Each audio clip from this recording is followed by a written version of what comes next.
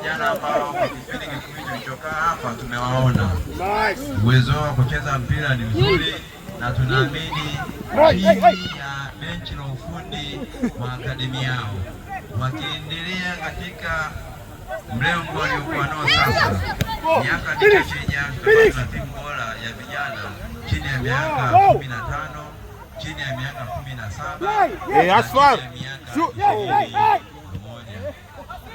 Haya ambayo tunayaona hapa uwanja wa Gymkhana hayajaja kwa bahati mbaya, bali ni mipango ya serikali kuhamasisha vijana kutimiza ndoto zao kupitia michezo kwa kukutanisha na wanasoka mahiri au wachezaji nguli hapa duniani ambao watapata moja kwa moja kuona kwamba michezo ni ajira, michezo ni uchumi.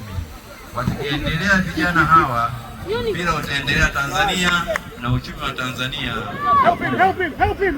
Bado tunaendelea kuona burudani kazi ya vijana wa Magnet Academy chini ya miaka 11 wakisakata kabumbu na wanasoka nguli. Captain wa timu ya England, timu ya taifa, Rio Ferdinand.